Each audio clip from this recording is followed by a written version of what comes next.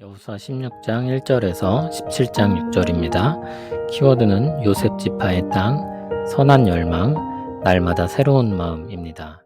요셉 자손이 제비 뽑은 것은 여리고샘 동쪽, 곧 여리고 곁 요단으로부터 광야로 들어가 여리고로부터 베델 산지로 올라가고 베델에서부터 루스로 나아가 아렉 족속의 경계를 지나 아다롯에 이르고 서쪽으로 내려가서 야블레 족속의 경계와 아래 베토론과 게세레까지 이르고 그 끝은 바다라.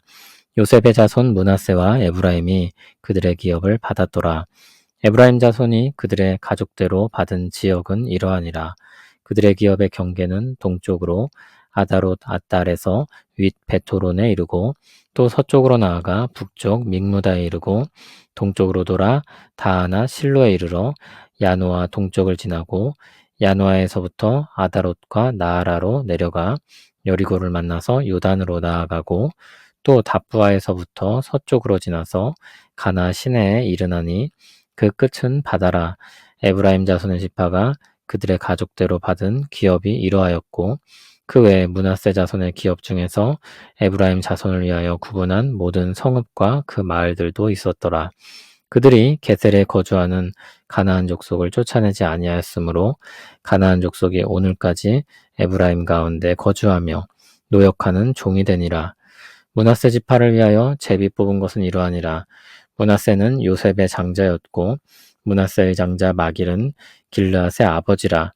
그는 용사였기 때문에 길르앗과 바산을 받았으므로 므낫세의 남은 자손을 위하여 그들의 가족대로 제비를 뽑았는데 그들은 곧 아비에셀의 자손과 헬렉의 자손과 아스리엘의 자손과 세겜의 자손과 헤벨의 자손과 스미다의 자손이니 그들의 가족대로 요셉의 아들 므낫세의 남자 자손들이며 헤벨의 아들 길르앗의 손자 마길의 증손 므낫세의 현손 슬로브앗은 아들이 없고 딸뿐이요 그 딸들의 이름은 말라와 노아와 호글라와 밀가와 디르사라. 그들이 제사장 엘르아살과 눈의 아들 여호수아와 지도자들 앞에 나와서 말하기를 여호와께서 모세에게 명령하사 우리 형제 중에서 우리에게 기업을 주라 하셨다 하매 여호와의 명령을 따라 그들에게 그들의 아버지 형제들 중에서 기업을 주므로 요단 동쪽 길앗과 바산 외에 므낫세에게 10분깃이 돌아갔으니 므낫세의 여자 자손들이 그의 남자 자손들 중에서 기업을 받은 까닭이었으며 길앗 땅은 므낫세의 남은 자손들에게 속하였더라. 아멘. 두 번째로 나오는 지파는 요셉 지파입니다. 요셉 지파는 에브라임과 므낫세를 가리키는데 둘을 하나처럼 여기며 말합니다. 경계를 먼저 밝히는데 여리고샘 동쪽 요단으로부터 시작해서 바다까지 경계를 그립니다. 요셉의 자손 므낫세와 에브라임이 받은 기업의 경계에 대한 개략적인 설명입니다. 그리고 먼저 에브라임 지파에 대한 내용이 좀 더 자세히 기록됩니다. 에브라임은 사실 므낫세의 동생이기 때문에 순서적으로 보면 므낫세가 먼저 나와야 맞습니다.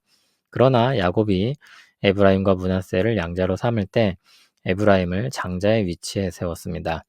장차 북왕국 이스라엘이 에브라임 출신의 여로보암을 통해 세워지게 되는데 야곱의 축복과 무관하지 않을 것입니다.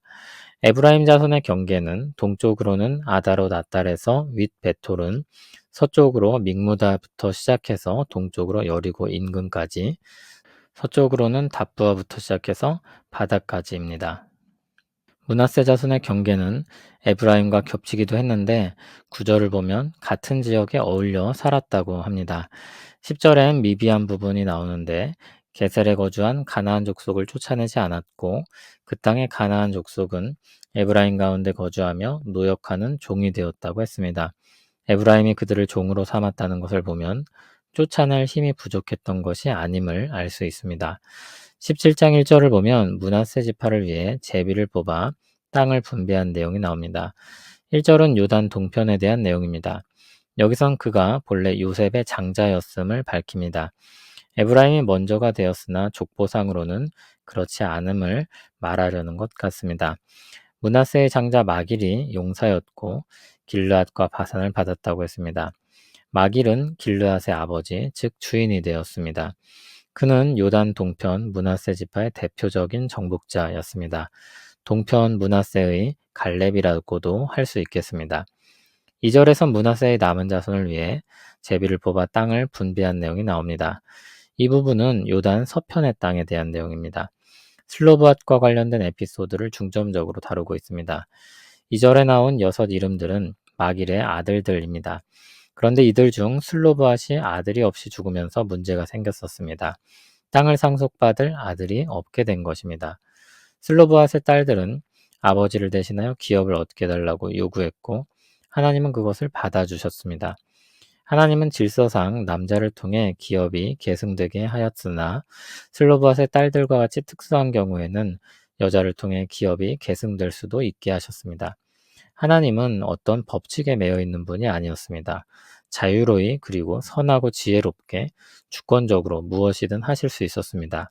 하나님께는 여자들 역시 남자와 구분 없이 언약 백성으로 받아들여졌습니다. 그래서 땅을 기업으로 받는 수요자로도 받아들여질 수 있었던 것입니다.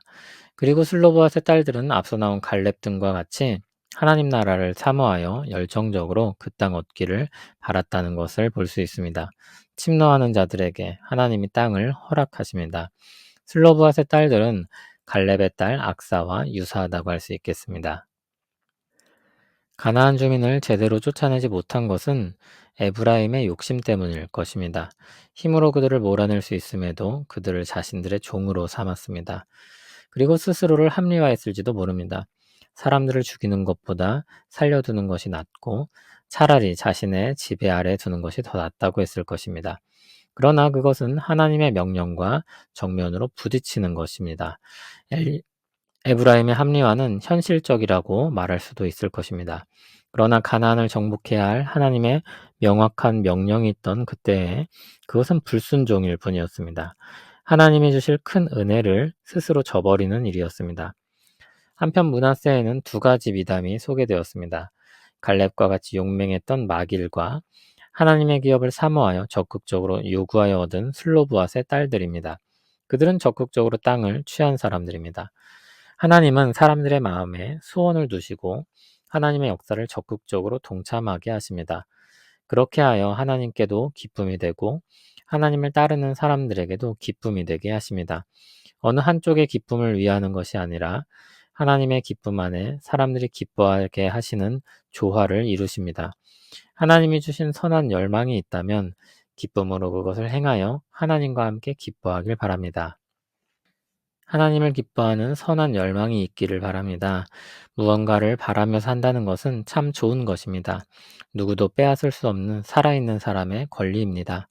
무엇보다 하나님을 즐거워하며 하나님을 위해 사는 열망은 인간의 존재 의미입니다. 마치 병든 사람이 입맛을 잃어버리듯이 죄로 인해 타락한 사람은 그 즐거움을 잃어버리고 있었습니다. 그런데 그리스도 안에서 새롭게 된 신자들에게는 그 즐거움을 되찾게 하십니다. 하나님을 향한 선한 열망은 살아있는 신자의 욕구입니다. 그 열망이 제대로 작동하지 않을 때 갈망으로 혹은 찔림으로 우리 마음이 반응합니다. 보통은 둘 다 있는 경우가 많습니다. 하나님 앞에 부끄럽다는 마음과 더 하나님을 향해 살고 싶다는 마음이 함께 있는 것입니다. 부디 그 마음들이 낙심을 일으키는 죄책감이 아니라 하나님을 향한 끝없는 갈증으로 우리를 늘 새롭게 하는 동력이 되길 바랍니다. 우리를 늘 새롭게 하시는 주님의 은혜를 찬양합니다. 주 안에서 늘 새롭기를 갈망합니다. 주를 향해 즐거이 살아가기를 원합니다. 오직 주님만 채우실 수 있는 우리 영혼의 갈증을 채워주시옵소서. 우리의 모든 삶이 짐이 아니라 주를 향한 즐거움이 되게 하옵소서. 성공과 실패가 아니라 주와 동행하는 즐거움으로 살게 하옵소서. 예수님 이름으로 기도합니다. 아멘.